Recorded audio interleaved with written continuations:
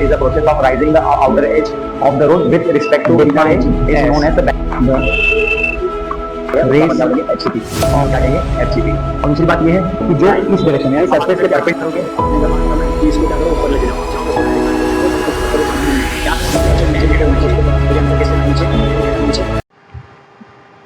Good morning everybody, स्वागत है आपका एक बार फिर से हमारी चैनल पे। ठीक है, तो आज है lecture number 4, topic same rotational dynamics. ठीक है, फिजिक्स का chapter number first that is lecture 4 आज स्टार्ट करेंगे। टॉपिक फिर से फ्रेश है तो इसके ऊपर हम लोग क्या करेंगे, बात करेंगे। लास्ट लेक्चर का एक छोटा सा रिकैप मैं आपको देता हूं ताकि आपको याद रहे कि हमने क्या किया था। लास्ट के लेक्चर में हमने स्टडी किया था कि basically centripetal force and centrifugal force क्या होता है। आज के लेक्चर में हाँ एक एप्लीकेशन हमने देखा था और एक एप्लीकेशन पेंडिंग था। उस पेंडिंग वाले एप्लीकेशन को आज हम लोग क्या करेंगे, कंप्लीट करेंगे। और कुछ नए एप्लीकेशन जो बेसिकली सर्कुलर मोशन और सेंट्रीपिटल सेंट्रीफ्यूगल के एप्लीकेशन को रिप्रेजेंट करता है। ठीक है, तो हम लोग आगे स्टार्ट करते हैं आज का लेक्चर विदाउट वेस्टिंग टाइम। तो आज का जो टॉपिक है 1.1 टॉपिक है आज का 1.1 एप्लीकेशन 1.1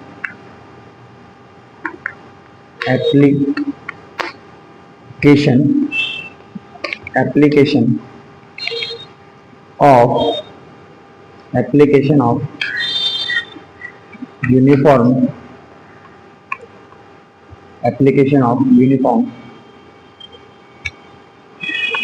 circular motion। ठीक है, application of uniform circular motion. ठीक है, तो आज एक नया एप्लीकेशन हम लोग पढ़ेंगे, उसको call as wall of death. ठीक है, हमने लास्ट टाइम भी एक एप्लीकेशन देखा था, यानी प्लेन सरफेस पे curved road and plane surface पे कैसा इफेक्ट होगा, मिनिमम कितनी वेलोसिटी होना चाहिए ताकि हम कर्व सरफेस पे इजीली पास होकर निकल जाएं। आज का जो एप्लीकेशन है वो है वेल ऑफ डेथ। क्या है? Well of death. ठीक है, एप्लीकेशन नंबर 2 या फिर बी आप लिखोगे वेल ऑफ डेथ। ठीक है, वेल ऑफ डेथ क्या होता है मैं बताता हूं। वेल ऑफ डेथ का मतलब क्या होता है कि जैसे मान लो उसको हम लोग हिंदी बोलते हैं मौत का कुआं। हम लोग क्या बोलते हैं? मौत का कुआं। काफी लोग आप लोग सर्कस वगैरह में गए होंगे यार, बचपन वगैरह में कुआं वगैरह जब खोदा गया होता है तो आपने देखा होगा कि कुआं कैसा होता है। तो हम लोग सर्कस वगैरह में कभी आप गए हो तो आपने देखा होगा कि जो वहाँ के परफॉर्मेंस होते हैं वो लोग बेसिकली क्या करते हैं, बाइक वगैरह लेकर काफी तेजी से लोग दीवार पे चलाने की कोशिश करते हैं। ठीक है, एक पूरा ऐसा दीवार होता है सर्कुलर जो वर्टिकली होता है, तो उसके ऊपर क्या करते हैं वो लोग, बाइक को रन करने की कोशिश करते हैं। ठीक है, तो इसी को अपन क्या कहते हैं, मौत का कुआं। इसी को हम लोग क्या कहते हैं, मौत का कुआं। ठीक है, तो आइए देखते हैं इसमें फिजिक्स के जो भी एप्लीकेशन है, फिजिक्स के जो भी प्रिंसिपल है वो कैसे लगते हैं और कैसे काम करते हैं। ठीक है, तो आगे देखते हैं। तो वॉल ऑफ डेथ बेसिकली इसका जो डेफिनेशन है वो ये कहता है कि it is also known as the motor dome. And इसका जो एप्लीकेशन है कि भाई ये क्या करता है, ग्रेविटी को डिफाई करके वर्टिकली, यानी ग्रेविटी को मार्क देके या ग्रेविटी को धोखा देके बेसिकली वर्टिकल मोशन को परफॉर्म करता है। क्या करता है? वर्टिकल मोशन को परफॉर्म करता है। It is the application of the centripetal and frictional force. बराबर है जी। तो आइए देखते हैं। तो हम लोग इधर क्या लिखेंगे, हम लोग इधर लिखेंगे wall of death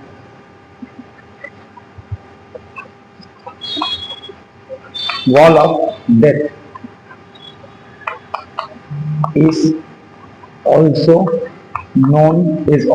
known as motor dome. क्या बोलोगे? Motor dome. ठीक है, it is a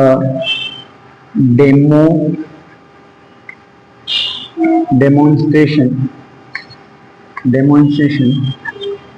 of the physics. It is a demonstration of the physics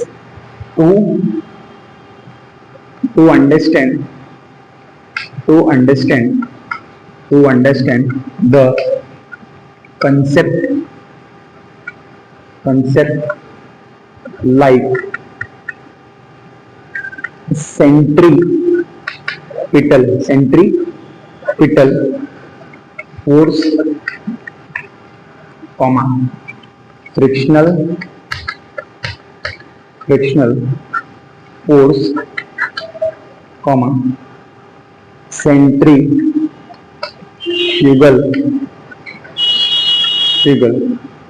force comma, ठीक है, एक्सेलरेटेड ग्रेविटी या acceleration.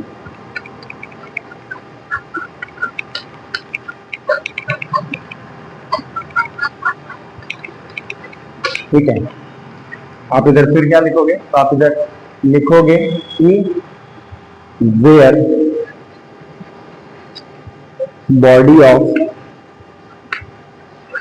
Body of mass m, bracket में लिखना है व्हीकल, क्या लिखोगे, vehicle, body of mass m vehicle, defy, क्या हो जाएगा, defy the gravity and perform vertical, ठीक है, perform circular motion in vertical wall. ठीक है, तो आई होप आप समझ गए कि मैंने इसका डेफिनेशन या एक्सप्लेनेशन क्या लिखा है। ठीक है, एक बार मैं इसको रीड कर देता हूँ कि वॉल ऑफ डेथ का एक्सप्लेनेशन क्या है। Wall of death is also known as the motor dome. It is a demonstration of the physics to understand the concept like centripetal force, frictional force, या जितने भी छोटे छोटे कंसेप्ट आप उसको अंडरस्टैंड करते हो। ठीक है, जहां आपका बॉडी ऑफ मास है या व्हीकल जो है वो बेसिकली ग्रेविटी को डिफाई करके वर्टिकल सर्कुमोशन को परफॉर्म करता है, मतलब सर्कुमोशन परफॉर्म करता है इन अ वर्टिकल वॉल। ठीक है, तो आप क्या करो कि पहले इसका एक स्क्रीनशॉट ले लो, आप इसका क्या करो, एक स्क्रीनशॉट ले लो, फिर अपन इसके डेरिवेशन को कंटिन्यू करते हैं। हम इसके डेरिवेशन क्या करते हैं, कंटिन्यू स्टार्ट।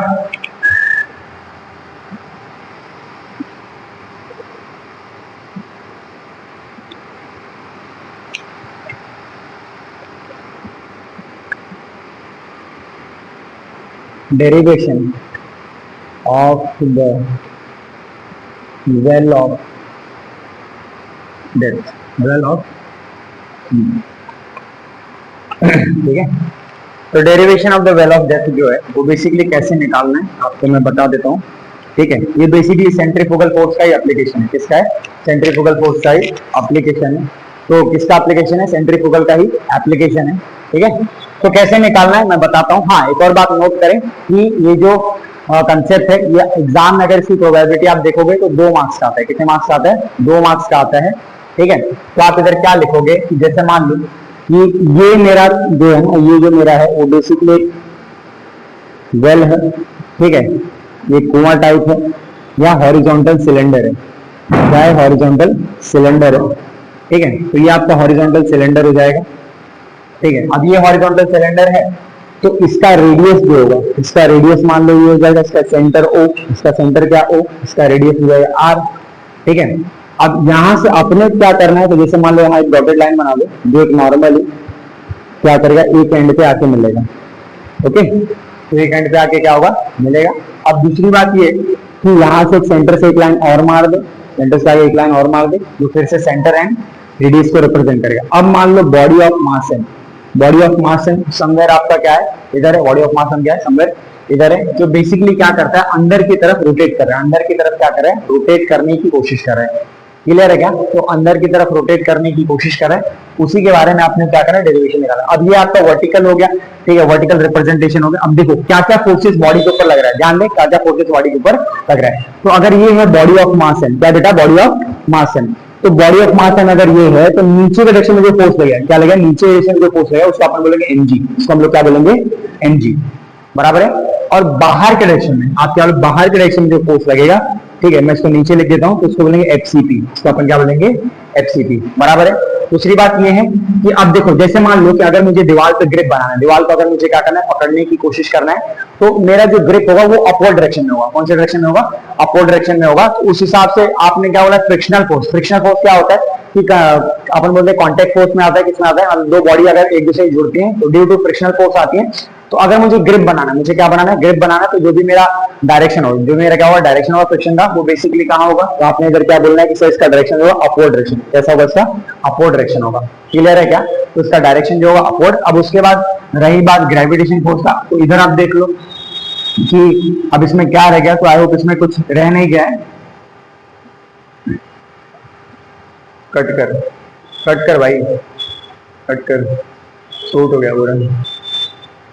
तो चलो हम लोग इसका डेरिवेशन देखते हैं, बॉल ऑफ डेप्थ का हम लोग क्या कहते हैं, इसका डेरिवेशन देखते हैं कि इसका डेरिवेशन कैसे निकाला जाता है, ठीक है। तो मान लो कि ये एक सिलेंडर टाइप है, जिसको जो भी आपका वेल है, जो भी आपका कुआं है, वो बेसिकली सिलेंड्रिकल है, कैसा है, सिलेंड्रिकल है।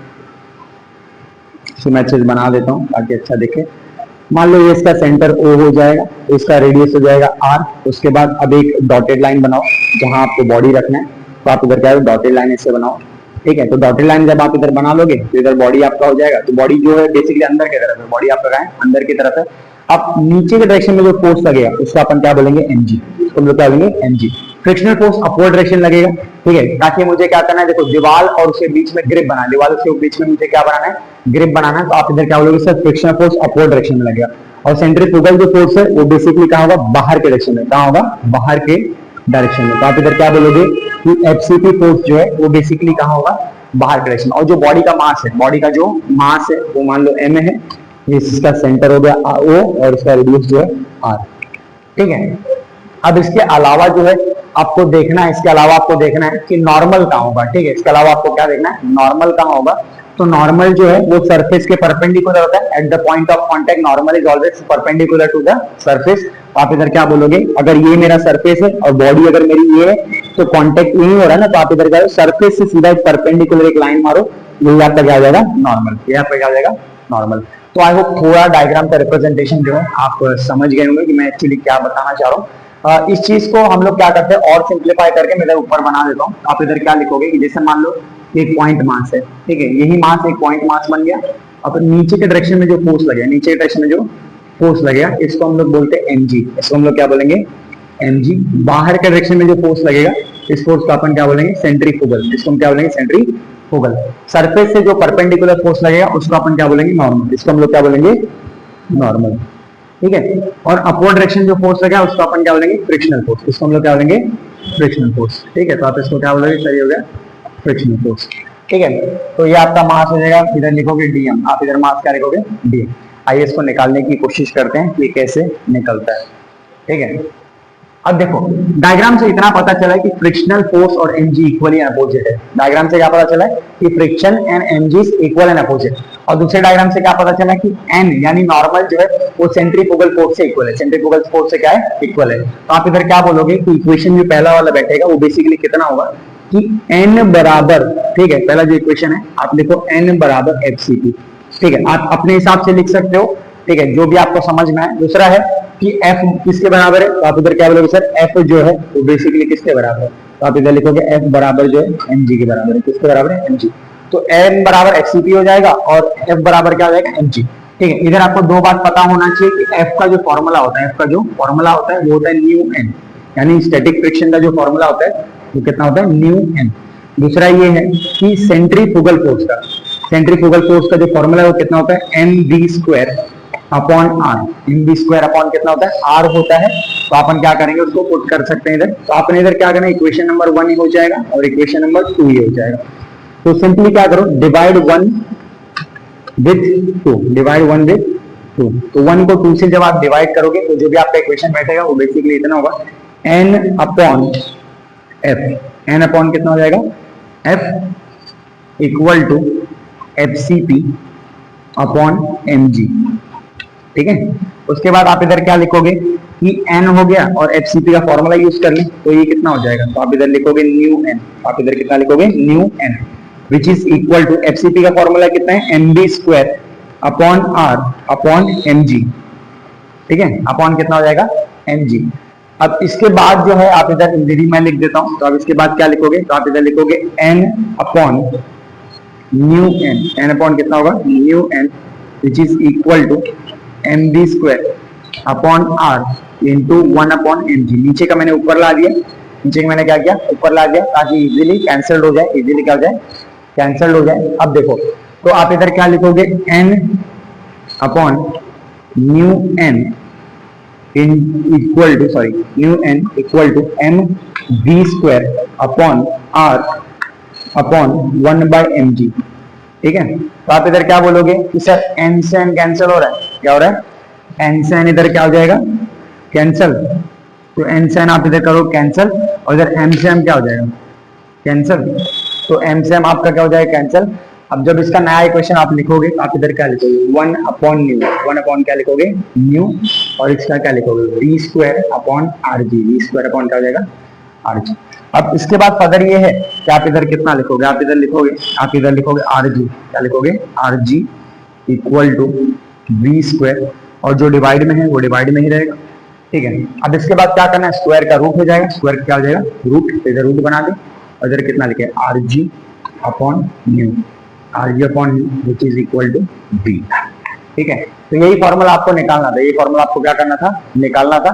ठीक है, ये फॉर्मूला आपको क्या करना है, एक बॉक्स में फिल कर लो या एक हाईलाइट कर लो। तो आप इधर एक हाईलाइटर बना ले, जहां आप इधर क्या लिखोगे कि v बराबर root are G upon mu, root are G upon कितना रहेगा, new.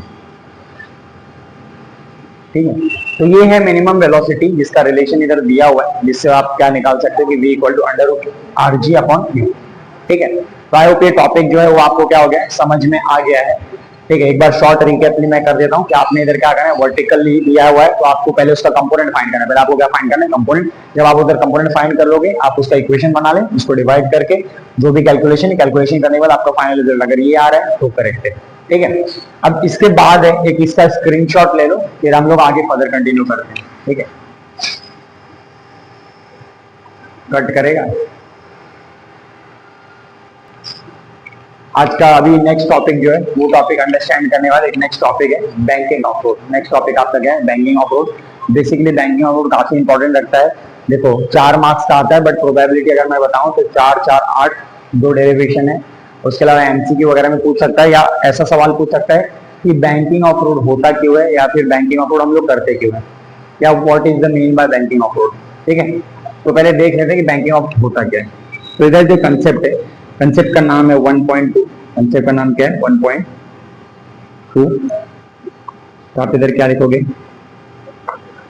Banking of road, banking of road. ठीक है, तो बैंकिंग ऑफ रोड आप इसका नाम लिखोगे। अब बैंकिंग ऑफ रोड का मतलब क्या होता है, ठीक है, तो बैंकिंग ऑफ रोड का मतलब ये होता है कि देखो हम जब भी किसी भी रोड पे जाएं, या कर्वेचर रोड या स्ट्रेट रोड हो, कैसा भी रोड हो, एक सर्टेन मोमेंट के बाद जो बॉडी का जो टायर होता है, गाड़ी का जो भी टायर है, वो बेसिकली क्या होता है, रब होते होते इसका फ्रिक्शन रिड्यूस होता है। फ्रिक्शन क्या होता है, रिड्यूस हो जाता है। तो फ्रिक्शन रिड्यूस हो जाता है तो इससे बहुत खतरा बनता है कि भाई ब्रेक ना लगे, एक्सीडेंट वगैरह हो सके, या गाड़ी स्लिप करता है कभी कभी। ज्यादा वेलोसिटी पे अगर अपन चलते हैं तो क्या होता है कि गाड़ी रोड से भी बाहर चले जाता है। तो हम लोग क्या करते हैं, फ्रिक्शन के ऊपर ना रिलाई करने के लिए हम लोग बेसिकली क्या करते हैं, रोड को बैंक करते हैं एक सर्टेन एंगल पे। फ्रिक्शन को हम लोग क्या करते हैं, ना रिलाई करने के लिए हम लोग क्या करते हैं, रोड को बैंक करते हैं एक सर्टेन एंगल पे। इसी को हम कहते हैं बैंकिंग ऑफ रोड, इसी को हम लोग कहते हैं बैंकिंग ऑफ रोड।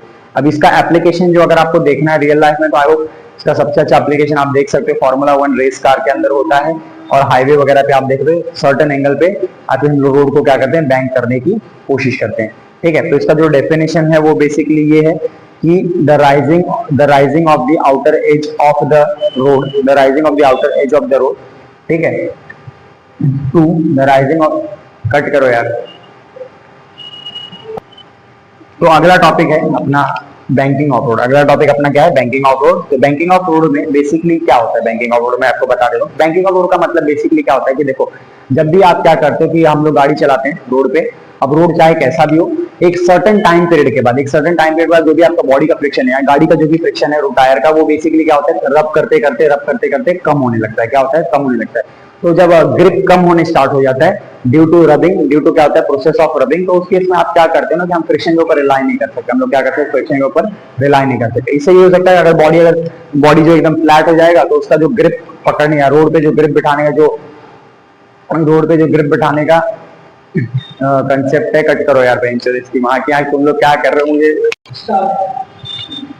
तो बैंकिंग ऑफ रोड आपका नेक्स्ट टॉपिक है। बैंकिंग ऑफ रोड आपका क्या है, नेक्स्ट टॉपिक है। तो बैंकिंग ऑफ रोड में बेसिकली हम लोग किसका मतलब क्या है मैं आपको बता दूं। बैंकिंग ऑफ रोड का बेसिक मतलब ये होता है कि देखो जब हम लोग क्या करते हैं किसी सर्टेन रोड पे बार बार मोशन को परफॉर्म करते हैं, या जो भी गाड़ी है अगर किसी भी रोड पे जाए, जैसे स्ट्रेट लाइन रोड हो, कर्वेचर रोड हो, या एकदम रोड हिली साइड हो, तो आप क्या करते हो जिस भी रोड पे अगर आप आज चलें तो बेसिकली कैसे भी पाथ पे होता ही है कि over the time of friction जैसे जैसे आप क्या करते हैं यूज करते हैं तो बॉडी जो है या टायर जो है रब होता है। टायर आपका क्या होता है, रब होता है। तो जब आपका टायर रब होने स्टार्ट होता है तो इसका जो फ्रिक्शन है उसका फ्रिक्शन रिड्यूस होता है। उसका फ्रिक्शन क्या होता है, रिड्यूस होता है। तो over the time of period friction get reduce. Friction basically क्या होता है, रिड्यूस हो जाता है। इसके वजह से जो ग्रिप होना चाहिए, इसकी वजह से जो पकड़ होना चाहिए वो नहीं हो पाता, यानी बॉडी जो है सेंट्रीफ्यूगल फोर्स को बैलेंस ही नहीं कर पाता।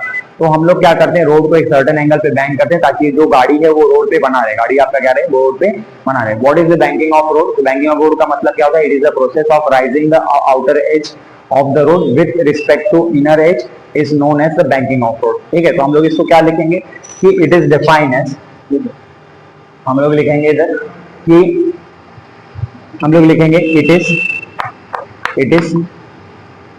it is defined as the raise of the या rise of the, ठीक है, raise of the outer edge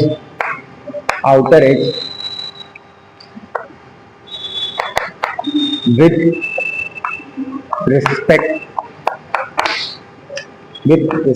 to the inner edge, ठीक है, inner edge is known as banking of road. Banking of road, ठीक है। तो banking of road का ये डेफिनेशन है, ठीक है। तो मैंने जैसे आपको बताया कि बेसिकली क्या होता है, over the period of time जो भी टायर का फ्रिक्शन है वो बेसिकली क्या होता है, रिड्यूस होता है। तो हम लोग रोड को बैंक कर रहे हैं सर्टेन एंगल पे ताकि क्या हो सके कि जो बॉडी का ग्रिप है, जो बॉडी का टायर का जो ग्रिप है वो रोड पे बना है, रोड पे क्या हो बना रहे। तो आप इधर क्या लिखोगे, बाय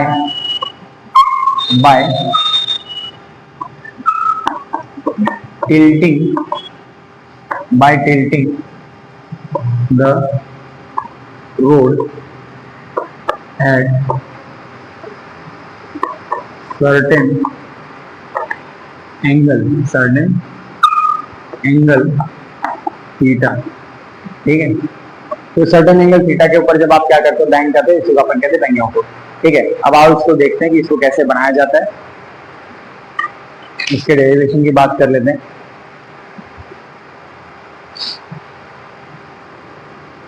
तो ये है आपका एक इंक्लाइन प्लेन, ठीक है। ये आपका क्या है, एक इंक्लाइन प्लेन है।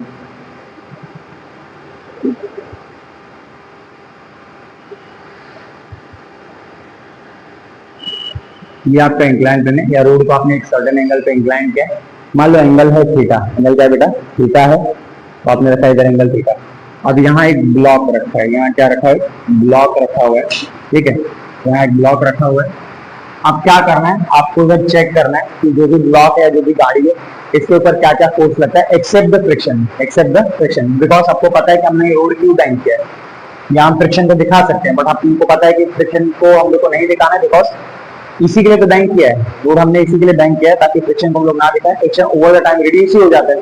तो अब आप इधर क्या बात करोगे, क्या क्या फोर्स है, पहले आप उसको पहचान लो। तो आपने इधर क्या बोलना है कि नीचे के डायरेक्शन में, क्या बोलना है, नीचे के डायरेक्शन में जो फोर्स लग रहा है तो उसको अपन क्या बोलते हैं, mg। इसको हम लोग क्या बोलेंगे, mg, ठीक है। और बाहर के डायरेक्शन में क्या बोलोगे, बाहर के डायरेक्शन में जो फोर्स लग रहा है उसको अपन क्या बोलेंगे, fcp। इसको हम लोग क्या कहेंगे, fcp। और दूसरी बात ये है कि जो इस डायरेक्शन में, यानी सरफेस के परपेंडिकुलर जो फोर्स लग रहा है, सरफेस के परपेंडिकुलर जो फोर्स लग रहा है, इस फोर्स को अपन बोलते हैं नॉर्मल। इसको हम लोग क्या बोलेंगे, नॉर्मल। अब देखो जो भी फोर्स इधर दिख रहा है, जो भी कंपोनेंट आप इधर देख पा रहे हो, forces interaction between the system and surrounding, वो बेसिकली इक्वल एंड अपोजिट नहीं है। क्या इक्वल अपोजिट नहीं है? तो इसको इक्वल एंड अपोजिट बनाने के लिए हम लोग को क्या बनाना पड़ेगा, तो आपने इधर क्या बोला सर, हमको कंपोनेंट बनाना पड़ेगा। क्या बनाना पड़ेगा, कंपोनेंट। तो इधर देखो, तो पहले आप चाहो तो जी को भी बैलेंस कर सकते हो with respect to N, but मुझे क्या करना है, एन को क्या करना है, बैलेंस करना है। एन को क्या करना है, बैलेंस करना है विद रिस्पेक्ट टू जी। तो हमने क्या करना है, तो आपने इधर क्या बोला सर, एक लाइन यहाँ से मार लो, एक लाइन ऐसे मार लो, एक लाइन ऐसे मार लो। ये है कंपोनेंट, ये आपका क्या है, कंपोनेंट है जो बेसिकली बैलेंस करने का काम करेगा। अब इधर एंगल थीटा, इधर एंगल थीटा आपका इधर रहेगा, तो आप इधर रखोगे n cos थीटा, क्या रखोगे n cos थीटा, और नीचे क्या रखोगे आप इसके बगल वाला जो बचा हुआ that is n sin theta, n sin theta, ठीक है। तो ये आपका हो जाएगा n sin थीटा, बराबर है। अब इसके बाद जो है अगर आप देखोगे तो चीजें बेसिकली बैलेंस हो ही गई, मैंने n को बैलेंस किया तो चीजें का भी बैलेंस हो गई। अब आपका सेकंड स्टेप ये होगा कि आप क्या करो कि इसका जो भी डेरिवेशन है उसको निकालो। अब क्या दिख रहा है, n cos थीटा किसके बराबर है, mg के बराबर, n sin थीटा किसके बराबर है, fct के बराबर। तो आपको बस वही लिखना है। तो आप इधर क्या लिखोगे कि फर्स्ट इक्वेशन जो बैठेगा वो बेसिकली कितना होगा, n of cos theta equals to mg, n of cos theta equal to mg, ये आपका फर्स्ट इक्वेशन है। सेकंड वाला इक्वेशन जो है वो बेसिकली कितना है, n of sin theta, n of sin theta जो बेसिकली किसके बराबर, fct के बराबर, किसके बराबर, fct, that is equation number 2। Equation number कितना हो जाएगा 2। अभी इक्वेशन नंबर 2 हो गया। अब आपको क्या करना है, देखो मुझे वेलोसिटी निकालना, मुझे क्या निकालना है, वेलोसिटी, मुझे मिनिमम वेलोसिटी निकालना। तो आप इधर क्या बोलोगे सर, मिनिमम वेलोसिटी v मुझे निकालना है, ठीक है। तो अब आपने इधर क्या बोलना है कि डिवाइड करो सेकंड वाले को, डिवाइड करो सेकंड वाले को विद रिस्पेक्ट टू फर्स्ट। तो सेकंड वाले को आप जब डिवाइड करो तो आपको इक्वेशन कुछ इस तरह से दिखता हुआ मिलेगा कि भाई n of sin theta upon n of cos theta, n of कितना हो जाएगा cos theta which is equal to, ये हो जाएगा fcp अपॉन इधर कितना होगा mg, बराबर है। अब इसके बाद आपको क्या करना है, तो आप इधर क्या करोगे, इक्वेशन को रीराइट करें, इक्वेशन को क्या करें रीराइट। तो आप इधर लिखोगे कि n of sin theta, n of कितना बेटा sin थीटा अपॉन इधर हो जाएगा n of cos theta, n of कितना हो जाएगा cos theta which is equal to, ये हो जाएगा mv square upon r upon mg, upon mg। क्या इतनी बातें समझ में आई। अब इसके बाद आप इधर क्या करोगे, इसको फिर से रीराइट करो और उसको रीअरेंज करो, क्या करो उसको रीअरेंज। तो हो जाएगा sin theta upon n of cos theta equals to mv square, कितना mv square upon r into 1 upon mg, 1 upon कितना होगा mg, बराबर है। तो 1 अपॉन mg हो जाएगा। अब उसके बाद आपको क्या करना है, देखो क्या क्या कैंसिल हो रहा है। आप इधर बोलोगे सर n से n हो जाए कैंसिल, n से m क्या हो जाएगा कैंसिल, n से n हो जाए कैंसिल और m से m क्या हो जाएगा कैंसिल। उसके बाद अब आपने क्या होना, क्या बच रहा है, तो आप इधर बोलोगे sin theta upon cos theta which is equals to, ये हो जाएगा v square upon rg, v square upon कितना हो जाएगा rg। साइन अपॉन कॉस कितना होता है, तो आपने बोलना है सर साइन अपॉन कॉस जो होता है वो बेसिकली कितना होता है टेन थीटा, कितना होता है tan theta equals to v square upon rg। क्या इतनी बातें समझ में आई हैं। अब उसके बाद फिर क्या करो, इधर मैं एक लाइन मार देता हूँ, ट्राई टू अंडरस्टैंड। तो ये डिवाइड है, उधर जाके क्या होगा, ये डिवाइड उधर जाके होगा मल्टीप्लाइड। तो आपने इधर क्या लिखना है टेन थीटा, क्या लिखोगे tan theta into rg, into कितना होगा rg which is equals to v का square, which is equal to what v का स्क्वायर। अब आप इसको रूट में डाल दो तो ये कितना होगा, ये हो जाएगा rg tan theta, rg tan theta which is equal to v, which is equal to क्या v।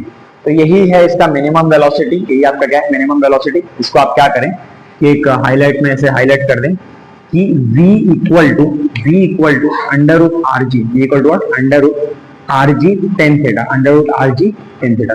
तो under root rg tan theta होगा। अब इसके बाद आप इसको क्या करो ऐसे हाईलाइट कर दो कि ये मेरा मिनिमम वेलोसिटी है थ्रू विच एक सर्टेन बॉडी या एक सर्टेन गाड़ी जो है अगर बैंक रोड पे मोशन को परफॉर्म करने की कोशिश करता है तो इतना होगा, ठीक है। अब अगर रिलेशन की अगर आप बात कर लें तो रिलेशन बेसिकली आपको इतना मिल रहा है कि भैया v स्क्वायर जो है वो basically directly proportional to radius है, v स्क्वायर ही है जो डायरेक्टली प्रोपोर्शनल टू g है, एंड v स्क्वायर ही है जो डायरेक्टली प्रोपोर्शनल टू थीटा है, ठीक है। अगर मान लो कि थीटा छोटा है तो आपने क्या बोलना है, अगर थीटा छोटा तो फंक्शन हट जाएगा, फंक्शन क्या होगा हट जाएगा।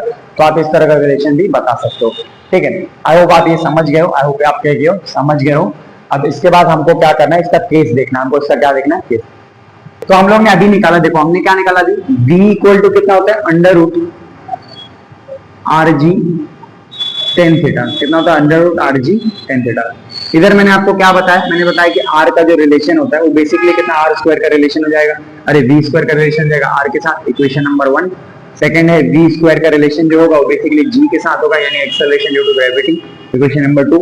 इक्वेशन नंबर 3 v का रिलेशन जो होगा वो बेसिकली होगा टेन थीटा के साथ, किसके साथ होगा टेन थीटा के साथ, इक्वेशन नंबर 3। इक्वेशन नंबर कितना हो जाएगा 3, ये है इसका रिलेशन। अब इसके बाद हमको इसका केस देखना है, इसके बाद हमको क्या करना है केस देखना है। तो इसका जो केस है वो बेसिकली क्या है, दो भाग में बटा है। तो पहला वाला जो केस है, पहला वाला जो केस है इसको हम लोग बोलते हैं अपर लिमिट, हम लोग क्या बोलते हैं अपर लिमिट, ठीक है, अपर स्पीड लिमिट, ठीक है, अपर स्पीड लिमिट। और ठीक है, यानी स्पीड जो वेलोसिटी है, ठीक है, जो आपका वेलोसिटी वो बेसिकली क्या है, इस कंडीशन से बड़ा है, जो भी हमने फॉर्मूला रखा है उससे क्या होगा, बड़ा होगा। ठीक है, तो इससे क्या होगा, अपर स्पीड लिमिट। और दूसरा जो केस है उसका अपन क्या कहते हैं, लोअर, ठीक है, उसको अपन क्या कहते हैं, लोअर स्पीड लिमिट। तो ये दोनों केस है जो आपने क्या करना है, निकालना। तो अभी देखो बैंकिंग ऑफ रोड मैंने आपको बता दिया है, इसका रिलेशन मैंने बता दिया है, चीजें कैसे काम करती है, इसका फॉर्मूला ये है, इसका रिलेशन जो बेसिकली वेलोसिटी के साथ क्या होता है वो मैं आपको क्लियर बता दिया। अदर ये है कि दो केस है, दो आपका क्या है केस है, उस केस के बारे में अपने को बात करना। पहला जो केस है वो आपका अपर स्पीड लिमिट है और दूसरा केस क्या है, लोअर स्पीड लिमिट। अब देखो आप अपने हिसाब से कर सकते हो, उसमें कोई दो राय नहीं है। देखो बात है कि बुक में कैसा है कि लोअर से दिया हुआ है, तो आप लोअर करें तो भी चलेगा, अपर करें तो भी चलेगा, बट बेसिकली बात कंसेप्ट की है। बात किसकी है, कंसेप्ट की। तो कंसेप्ट को जितने सिंपली तरह से आप अंडरस्टैंड कर सके वही क्या होगा, बेटर। अब देखो अगर अपर स्पीड लिमिट बोला तो कुछ बातें हैं, शॉर्टकट है, मैं इस टॉपिक के अंदर बताऊंगा। ठीक है, तो पहले आप इधर देख लो, यहाँ डायग्राम पहले से बना हुआ है।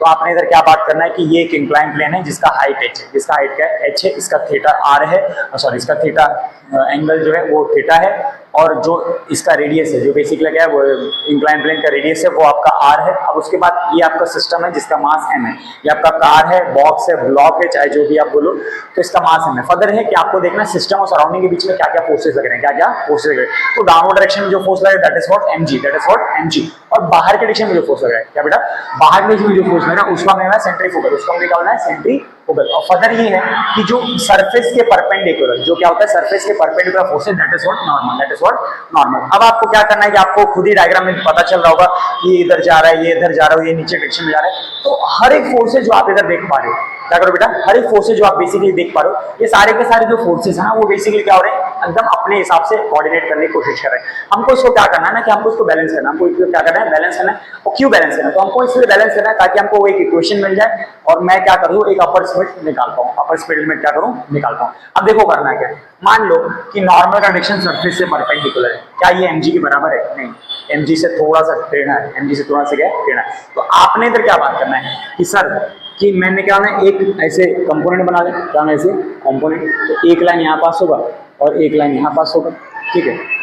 इसको थोड़ा सा ऐसे डॉटेड लाइन बनाओ ताकि अच्छा लगे और ऐसा लगे कि आप कंपोनेंट ही बना रहे हो, ठीक है। तो ये वाला जो भाग होगा और ये वाला जो भाग होगा, अभी यहाँ एक रखो एंगल थीटा, एंगल क्या रखोगे आप इधर, थीटा। तो ये आपका अगर एंगल थीटा हो जाएगा तो आपका ये कितना होगा, ये होगा आपका n cos थीटा, कितना होगा n cos थीटा, और ये वाला कितना होगा n sin थीटा, कितना n sin थीटा, बराबर है। तो एक आपका n cos थीटा हो जाएगा, एक आपका क्या होगा n sin थीटा। इसको हम लोग बोलते हैं कंपोनेंट, इसको हम लोग क्या कहते हैं कंपोनेंट। यानी n ने खुद को दो भागों में बांट लिया, n ने खुद को क्या किया, दो भागों में बांट लिया। अब n एग्जिस्ट करे या ना करे उससे कोई फर्क नहीं पड़ता, समझ में आ रहा है क्या, ठीक है। अब परपेंडिकुलर वाला हो जाएगा n cos थीटा, और जो आपका क्या हॉरिजॉन्टल वाला जो हो जाएगा that is called n of sin theta. Clear है क्या जी। अब फर्दर ये है कि अब देखो, अब इससे इतना तो क्लियर हो गया कि n sin थीटा fcp के बराबर है, एक इक्वेशन मुझे डायरेक्ट मिल जाता है। अब देखो इधर क्या बोला है, अपर स्पीड लिमिट, बराबर। अपर स्पीड लिमिट का मतलब है कि अपवर्ड डायरेक्शन में कितनी स्पीड लिमिट होना चाहिए, क्लियर है। तो मेरा फ्रिक्शन हमेशा एक शॉर्टकट है जिसमें आपने याद रखना है, फ्रिक्शन अगर वेलोसिटी बोलता है अपर डायरेक्शन में तो फ्रिक्शन होगा नीचे, फ्रिक्शन आपका क्या होगा नीचे। तो मैं आपको बता देता हूँ कि फ्रिक्शन का जो डायरेक्शन है, इधर हम लोग पिंक कलर का चौक लेते हैं, हम बताते हैं कि फ्रिक्शन का जो डायरेक्शन होगा बेटा, फ्रिक्शन का जो डायरेक्शन होगा वो कहाँ होगा, तो आप इधर क्या बोलोगे, फ्रिक्शन का डायरेक्शन जो है वो बेसिकली डाउनवर्ड होगा, कहाँ होगा, डाउनवर्ड डायरेक्शन में होगा जी।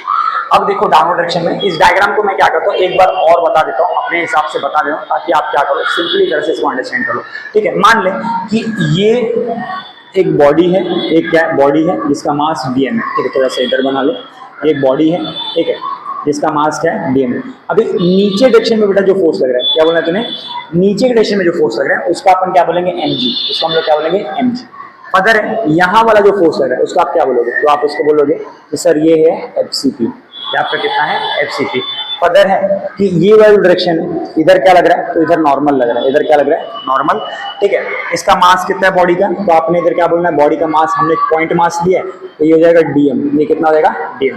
फर्दर ये है, अभी देखो, अभी आपको इधर क्या करना है, तो अभी आपको इधर करना है, इसको बैलेंस करना है। डायग्राम में क्लियरली दिख रहा है हर एक फोर्स जो है अपने अपने डायरेक्शन में एक्ट करने की कोशिश कर रहे हैं, जो कि आपने पहले भी कर देखा था। अब इसमें एक नया चीज ऐड किया कि मैंने कहा अपर का मतलब क्या होता है, ऊपर के डायरेक्शन में, तो ऊपर का जो स्पीड होगा अगर ऐसा बोलता है तो उस केस में आप क्या होगा, फ्रिक्शन का डायरेक्शन नीचे होगा, फ्रिक्शन डायरेक्शन क्या होगा, नीचे, जो कि हमने इधर पिंक कलर से भी दिखाया है।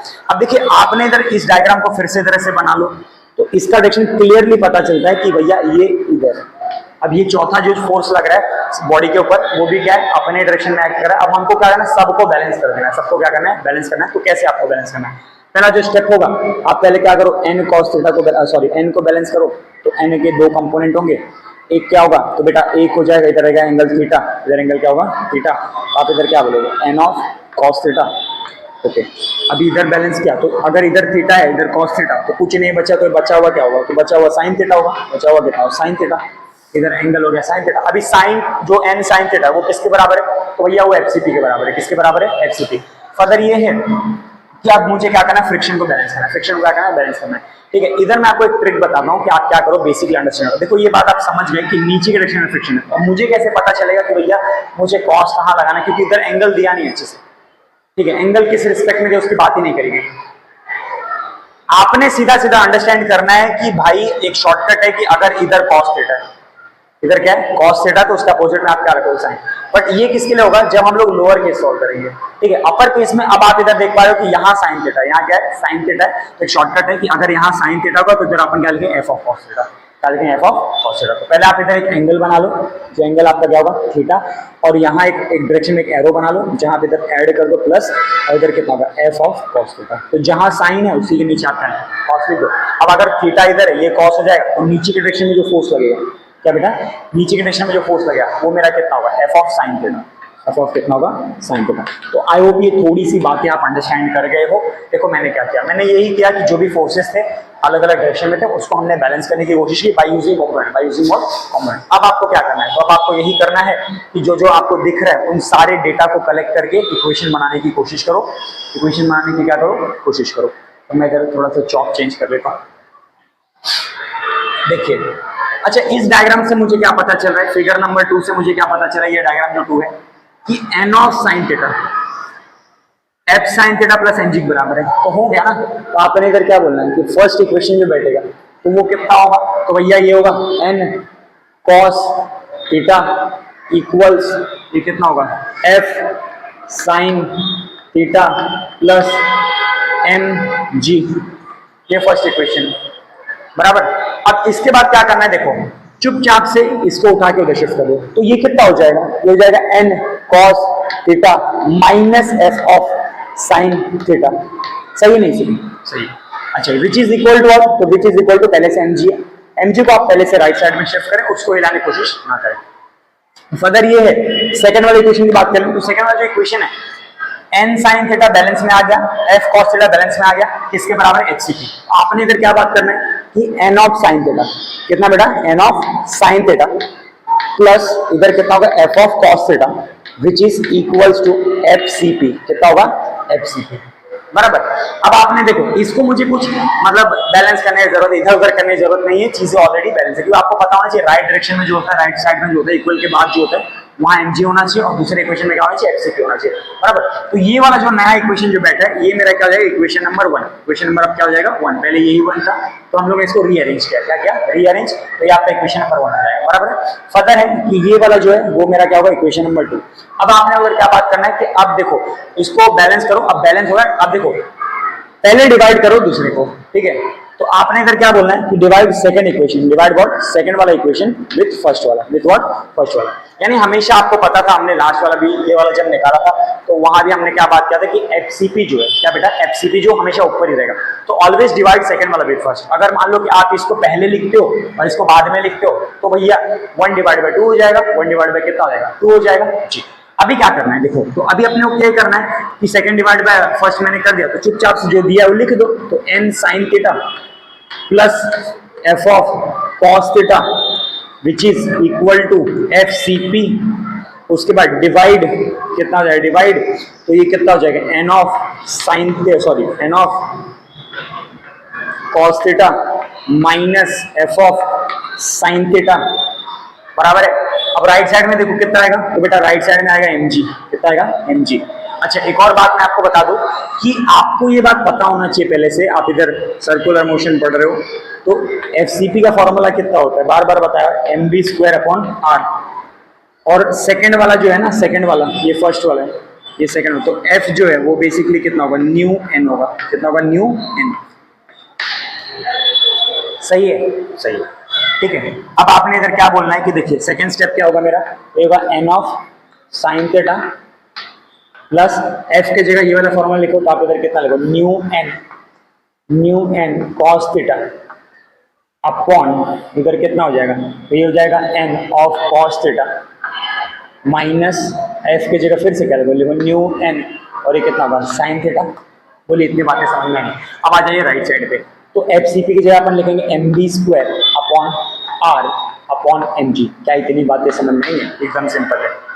तो देखो वो वाले इक्वेशन को अपन क्या करते हैं, ये वाला जो इक्वेशन आपने इधर लिखा है इसको रीराइट करोगे, एकदम सिंपल है। तो आप इधर क्या बात करोगे, n of sine theta, n of कितना होगा, साइन थीटा प्लस इधर कितना जाएगा बेटा, इधर होगा new n cos theta. Okay, further ये है कि आप इधर क्या बात करोगे, फिर जाएगा n of cos theta minus इधर कितना होगा, new n sin theta which is equal to, ये कितना हो जाएगा, mv square upon r upon mg। क्या इतनी बातें समझ में आई, ठीक है। अब आप इधर क्या बात करोगे, तो आपने इधर बात करना है कि इसको क्या करो, ऊपर लेके जाओ। आप चाहो तो इसको डायरेक्ट काट कर सकते हो, बट कुछ बच्चों को समझ में नहीं आता, तो हमने क्या करना, नीचे लिखो 1 और उसको ऊपर लेके जाओ, तो आप इसको डायरेक्ट काट सकते हो, ठीक है। अब देखो आगे क्या होगा, तो आप इधर कितना लिखोगे, n। अब देखो हर जगह n क्या दिख रहा है, कॉमन, तो अपन इधर कितना लिखेंगे, आप इधर लिखेंगे n/n और एक ब्रैकेट बना ले, क्या बना ले, ब्रैकेट। तो आप इधर लिखोगे sine theta plus new upon, sorry new cos theta, और इधर कितना हो जाएगा, अपॉन, और इधर कितना होगा, cos theta minus mu sine theta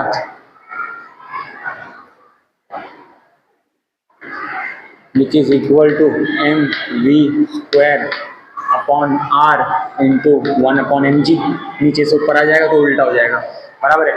further ये इसको रीराइट करें तो कितना लिखोगे, n/n, कितना लिखोगे बेटा, n/n, और ये कितना हो जाएगा, साइन थीटा प्लस ये कितना हो जाएगा, न्यू कॉस थीटा अपॉन ये कितना होगा, cos theta minus mu sign theta which is equal to, ये हो जाएगा mv square upon r upon 1 upon mg।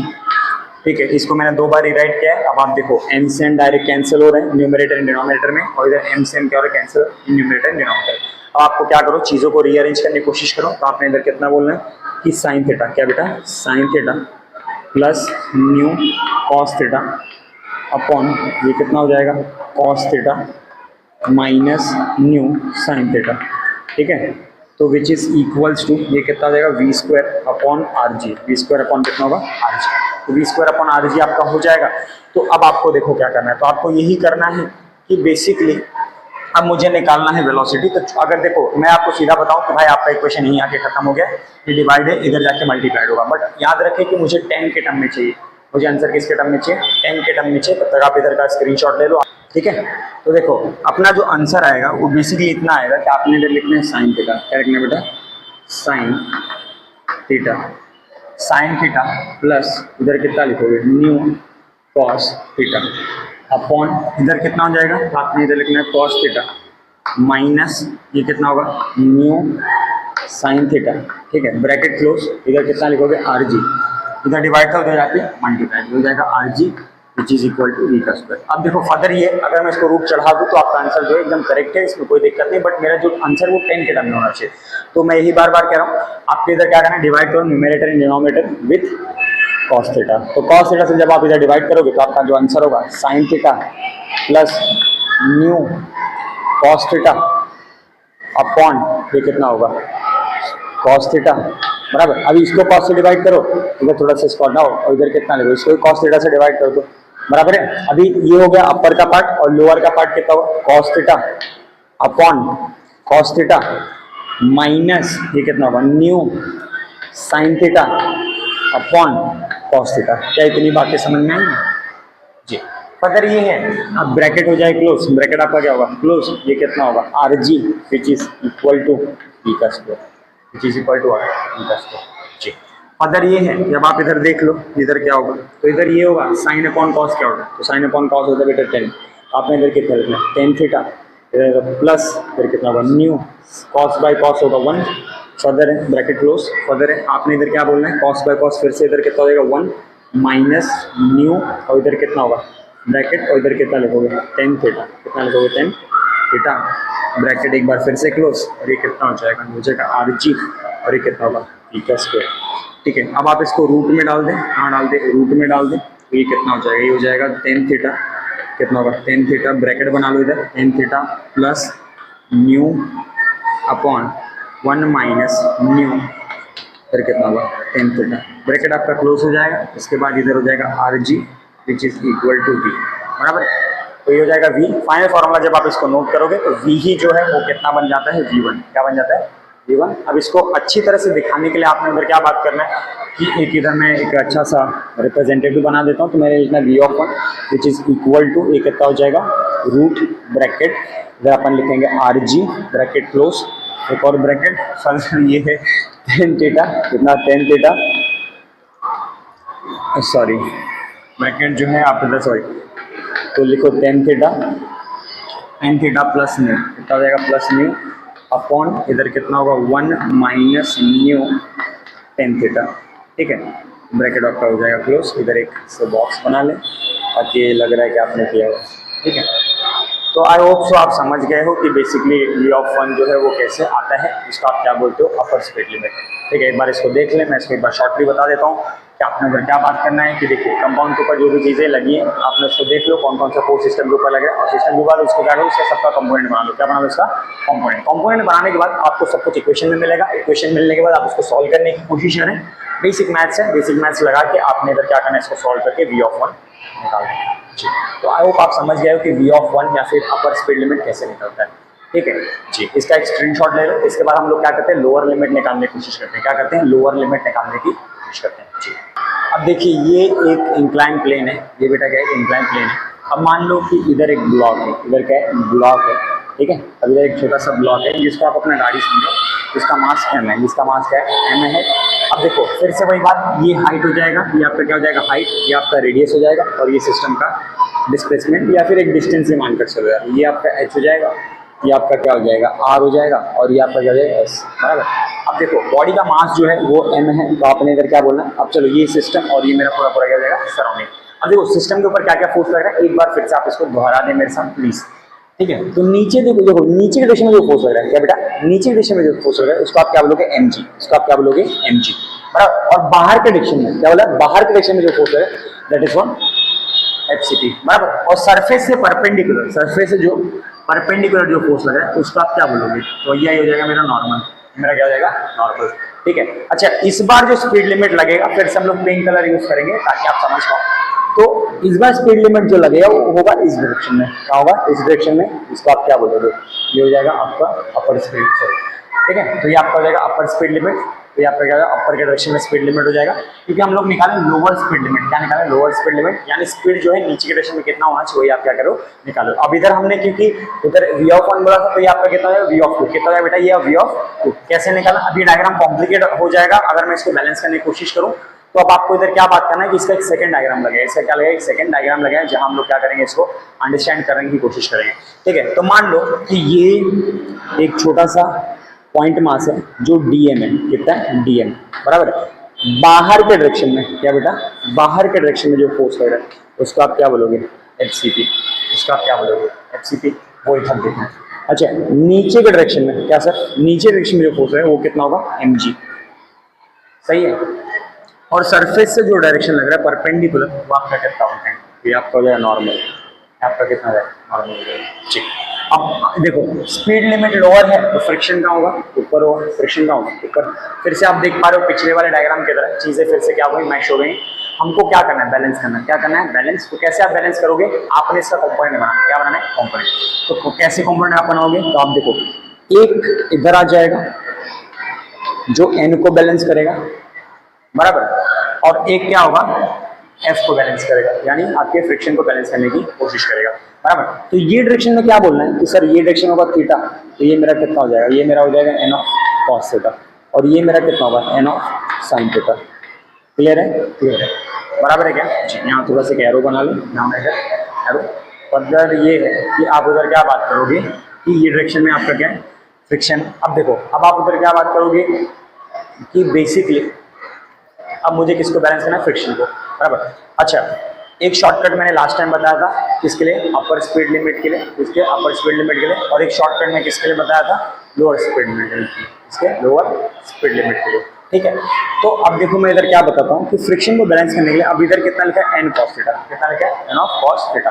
तो एन ऑफ कॉस थीटा लिखा है, तो आप इधर क्या कर दो, इधर साइन कर दो, तो कितना हो जाएगा, F of sign theta. Clear है? और ये डायरेक्शन में कितना हो जाएगा, तो ये हो जाएगा F of cos theta, F of cos theta, ठीक है। तो आप चुपचाप से इधर क्या कर लो, एक एंगल बना लो, आप इधर क्या कर लो, एक एंगल बना लो जो बेसिकली आपका कैसा हो जाएगा बेटा, एक एंगल तेरा ऐसा हो जाएगा, ठीक है।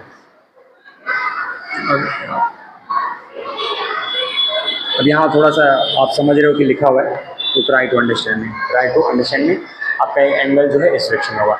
देखो, जहाँ कॉस है उधर आपने साइन लिखा, जहाँ साइन कुछ नहीं है उधर आप क्या लिखोगे, कॉस। अब चुपचाप से क्या करो कि जैसा दिया है उसका आप इक्वेशन फॉर्म करके इसको रीराइट करने की कोशिश करें। बट इसके पहले मैं आपको बता दूं कि इसको कैसे रिप्रेजेंट किया जाता है, तो उसका रिप्रेजेंट जो करने का तरीका है वो सब मैं आपको क्या कर देता हूँ, बता देता हूँ, ठीक है। तो देखो, पहले आपने उधर कितना लिखना है, एक हो जाएगा आपका एन, क्या हो जाएगा एन, ठीक है। एक जो आपका हो जाएगा फ्रिक्शन, तो एन का मतलब क्या होता है, नॉर्मल, एन का मतलब क्या होता है, नॉर्मल फोर्स, बराबर। और एफ सी पी का यहाँ एफ लिखा हुआ है, तो एफ का मतलब क्या हुआ, फ्रिक्शनल, क्या हुआ, फ्रिक्शनल फोर्स। और तीसरा जो है क्या बेटा, तीसरा जो है वो आपका mg। तो mg का मतलब क्या है, mg का मतलब होता है ग्रेविटी, mg का मतलब क्या होता है, ग्रेविटी, बराबर है। अब उसके बाद जो है fcp, चौथा वाला क्या है, fcp। fcp क्या होता है, सेंट्रीफ्यूगल फोर्स, क्या होगा, सेंट्रीफ्यूगल फोर्स, क्या होगा, सेंट्रीफ्यूगल फोर्स, बराबर है। अब देख लो और अगर कुछ बचा है, हाँ इधर आप क्या बोलोगे, बॉडी का जो मास है वो m है या फिर dm है, क्या m या फिर dm। तो m का मतलब बॉडी का मास हो जाएगा, m का मतलब क्या, बॉडी का मास हो जाएगा। अब इसके बाद आप देख लो, तो आप देखोगे कि जो आपका f है, सॉरी जो आपका n है, 6 पॉइंट में n जो है वो दो भागों में बटा है, n1 प्लस n2। वैसे ही 7th वाले भाग में f जो है दो भागों में बटा है, f1 प्लस f2। जिनको नहीं समझ में आ रहा है वो आप क्या करो कि इधर इसको आगे फर्दर कंटिन्यू करो। तो n1 जो है वो कितना होगा, n cos थीटा, और n2 कितना होगा, n ऑफ साइन थीटा। वैसे ही आप इधर क्या बात करोगे, f जो है ये कितना होगा, f ऑफ cos थीटा, कितना होगा, f of cos theta plus ये कितना होगा, f ऑफ साइन थीटा। तो आई होप सो इसका रिप्रेजेंटेशन आपको समझ में आ गया है कि ये डायग्राम के अंदर क्या चीज किसको रिप्रेजेंट कर रहा है। अब पॉइंट नंबर 8, क्या नंबर, पॉइंट नंबर 8, इधर r का मतलब क्या है, क्या बेटा, इधर r का मतलब क्या है, तो r मतलब होता है रेडियस, r मतलब क्या हो जाएगा, रेडियस। h का मतलब क्या है, तो आप इधर क्या लिखोगे, h मतलब हाइट, h मतलब क्या हो जाएगा, हाइट, ठीक है। और उसके बाद इधर आप क्या बोलोगे, जो s है, s का मतलब हो जाएगा डिस्टेंस, s का मतलब क्या हो जाएगा, डिस्टेंस। क्लियर है, क्या हो जाएगा, डिस्टेंस जी। तो आई होप इतनी बातें आप समझ गए हो। अब इसके बाद हम लोग क्या करते हैं, इसको डिराइव करने की कोशिश करते हैं। तब आप इसको क्या कर लो, यहाँ तक का स्क्रीनशॉट ले लो,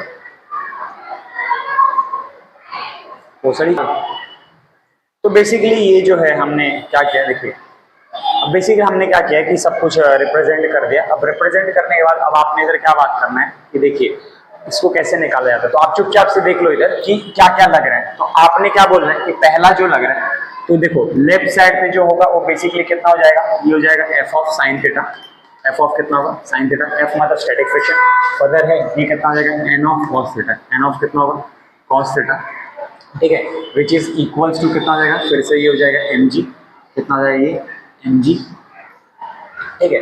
अब ये है आपका इक्वेशन नंबर 1, इक्वेशन नंबर क्या है 1, ठीक है। अब उसके बाद क्या बात करना है कि सर ये देखो सेकंड वाला जो इक्वेशन है वो कौन सा है। तो सेकंड वाला इक्वेशन जो है वो बेसिकली मेरा हो जाएगा N of sign theta which is equal to F C P. क्या इतनी बातें समझ में, ये इसके बराबर हो जाएगा, प्लस ये कितना हो जाएगा, तो ये मेरा हो जाएगा एफ ऑफ कॉस थीटा अब इसको इधर शिफ्ट कर दो, तो आपने इधर क्या बोलना है कि नया इक्वेशन जो होगा N of sign theta minus F of cos theta which is equals to ये कितना होगा F of F C P. तो ये इक्वेशन नंबर 2 बराबर है। फिर से वही बात, डिवाइड सेकेंड वाला विथ फर्स्ट वाला, डिवाइड सेकेंड वाला विथ फर्स्ट वाला। तो आप इधर क्या बात करोगे कि N of sign theta minus F of cos theta which is equals to F C P upon इधर कितना हो जाएगा, तो इधर हो जाएगा N of cos theta plus ये कितना होगा F of sign theta upon N G. सही नहीं सही जी। अब आपने देखो क्या करना है, तो आप इसको ओपन करने की कोशिश करो, तो आप इधर कितना बोलोगे सर, ये हो जाएगा N of sign theta minus sorry इधर आएगा minus mu N cos theta upon इधर कितना होगा N cos theta plus mu N sign theta which is equals to M V square upon R upon M G. सही है। तो इतना आप पहले क्या करो, नोट करो या इसका स्क्रीनशॉट ले लो। देखो अब आपको उधर क्या बात करना है कि जो है इसको फिर से रीराइट करो। ये हो जाएगा बेटा तेरा एन साइन थीटा माइनस ये कितना होगा mu N cos theta upon ये कितना हो जाएगा नीचे, तो आप इधर कितना लिखोगे N cos theta plus mu N sign theta which is equals to, अब ऊपर के इधर कितना लिखोगे M V square upon R upon M G. सही है, ये राइट साइड का। अब इसको फिर से रीराइट करो तो कितना हो जाएगा N of sign theta minus mu N cos theta upon इधर कितना आ गया N cos theta plus mu N sign theta which is equals to M V square upon R upon 1 upon M G. बराबर है। फिर से इसको rewrite करें, मैंने इसको क्यों अरेंज किया, आपको पता होगा कि सिंप्लीफिकेशन लगता है काटने के लिए, तो कितना लिखोगे N of sign theta minus mu N cos theta upon N cos theta plus mu N sign theta. सही है। अब देखो फिर से इधर आपने क्या है राइट साइड में M V square upon R into 1 upon M G. सही है ना जी। अब देखो क्या से क्या कैंसिल हो रहा है, तो आपने इधर क्या होना सर ले लो फिर से कॉमन, तो आपने इधर बोला एन बाय एन हो जाएगा कॉमन, एन बाय एन देखो इधर भी एन सब जगह एन कॉमन दिख रहा है, एन ले लो बाहर, ब्रैकेट में sin theta minus mu cos theta upon इधर कितना होगा cos theta plus mu of sign theta which is equals to M V square upon R into 1 upon M G. तो मैंने इसको 3 बार राइट किया है आप लोग के लिए ताकि आप इसको समझ सको। अब इसके बाद जरा मुझे बताइए क्या क्या कैंसिल हो रहा है, तो एन से एन हो जाएगा कैंसिल, इधर एम से एन क्या हो जाएगा कैंसिल। अब आप देखो इधर क्या बोलोगे, तो क्या बच रहा है सर, तो इधर बचेगा N sign theta minus mu cos theta upon इधर कितना होगा कॉस थीटा प्लस इधर कितना होगा mu of sign theta which is equals to we square upon are g. बराबर। फिर से लास्ट टाइम की तरह बता दे रहा हूँ, आप इसको इधर शिफ्ट करो, डिवाइड हो गया इधर आके मल्टीप्लाइड हो जाएगा, मल्टीप्लाई ब्रैकेट बना ले, ये इधर डिवाइड है इधर जाके मल्टीप्लाइड, तो आपका आंसर यहीं आके खत्म हो जाता है जब आप इसको रूट में डाल दोगे। बट मेरे को आंसर 10 में चाहिए, मुझे आंसर कैसा चाहिए 10 में, क्योंकि हमारा पहला जो इक्वेशन आया था बैंकिंग ऑफ रूट का वो कितना था v equal to under root are g tan theta. तो अगर 10 के फॉर्म में है तो आपको उसको क्या करना है 10 के फॉर्म में कन्वर्ट करना पड़ेगा। तो आपने इधर क्या बोलना है, मैं इधर दूसरा चौक यूज कर रहा हूँ yellow colour, that is an of sine theta sine theta minus new इधर कितना होगा कॉस थीटा अपॉन इधर कितना हो जाएगा कॉस थीटा प्लस इधर कितना हो जाएगा बेटा mu sign theta which is equals to ये कितना होगा v square upon are g. बराबर है। अब आपने इधर एक ब्रैकेट बना लो, इधर हो जाएगा sine theta minus mu cos theta upon cos theta plus mu sign theta bracket close, ये डिवाइड है multiplied which is equal to we का स्क्वायर। ठीक है। अब मैं क्या करूंगा divide the equation by cos theta. तो आपने इधर क्या बोलना है, ये हो जाएगा पहले तो एक ब्रैकेट बना लो अच्छे से, sign theta upon cos theta इधर कितना होगा minus mu cos theta upon cos theta तो इतनी बातें समझ में आई। अब डिनोमिनेटर में भी क्या कर लें, डिवाइड कर लें, तो cos theta upon cos theta, ठीक है, इधर आएगा प्लस न्यू साइन थीटा, और ये कितना होगा कॉस थीटा, ठीक है। तो ये आपका हो गया। अब इसके बाद आप इधर एक ब्रैकेट बना लो, राइट साइड का आपको पता ही है, तो राइट साइड में आएगा v square upon are g, okay. अब देखो साइन बाय कॉस कितना होगा, तो आपने इधर बोला सर 10 होगा, कितना होगा 10 थीटा, इधर आएगा minus mu cos, cos by cos होता है 1, ठीक है, और इधर कितना हो जाएगा, ये हो जाएगा कॉस बाय कॉस 1 डिनोमिनेटर में, plus mu sine by cos कितना होगा, फिर से 10 हो जाएगा, ब्रैकेट बना के क्या लिखोगे 10 which is equal to we square upon R G, we square upon कितना होगा आर जी। तो आई होप इतनी बातें आप समझ गए हो। तो अब हमने क्या बोलना है कि सर इधर आएगा टेन थीटा, कितना आएगा टेन थीटा, और ये कितना आएगा minus mu upon 1 minus mu tan theta, सही है, which is equal to we square upon are g, बराबर है। अब देखो आपने इधर ब्रैकेट बनाना है, फिर आप इधर क्या लिखोगे tan theta minus mu upon 1 minus mu tan theta, bracket close r ji which is equal to we का स्क्वायर। लास्ट में इसको रूट में डाल दो, तो रूट में आप एक इधर लिखो r g bracket tan theta minus mu upon 1 minus mu tan theta, bracket close which is equal to v, और यही वी जो है V2 होगा, क्या होगा, यही आपका V ऑफ 2 होगा, ठीक है। तो आई होप आप समझ गए हो कि कैसे क्या हुआ है क्या नहीं हुआ है। देखो मैं आपको फिर से बता देता हूँ कि आपने क्या किया, आपने पहले कंपोनेंट को बैलेंस करने की कोशिश की है, एक बार शॉर्टली देख लो। तो मेरा फ्रिक्शन जो है वो बाहर के डायरेक्शन में, अपवर्ड डायरेक्शन में, क्योंकि स्पीड मुझे लोअर निकालना, तो फ्रिक्शन मेरा बाहर होगा, सेंट्रीफ्यूगल भी बाहर होगा, नॉर्मल मेरा इधर, और नीचे क्या होगा mg। अब इसका कंपोनेंट बना के आप इसको बैलेंस करने की कोशिश करना है। जब आप इसको बैलेंस करने की कोशिश करोगे तो आपका n का कंपोनेंट और ये f का कंपोनेंट, अब देखो n cos थीटा mg के बराबर साफ साफ दिख रहा है, n sin थीटा जो है fct के बराबर। अब इसको जब बैलेंस करोगे तो f of sin theta, sorry f sin theta static friction का sin थीटा और स्टैटिक फ्रिक्शन का cos थीटा इधर हो जाएगा। तो ये दोनों किसके बराबर है, n sin थीटा, और ये दोनों किसके बराबर है, mg के बराबर। तो अब आपने उधर क्या बात कर रहे हैं कि इनको क्या करो, इक्वेशन बना के सॉल्व करने की कोशिश करो। फाइनल आंसर आपका ये अगर आ रहा है तो आई होप आपका लोअर स्पीड लिमिट करें, ठीक है।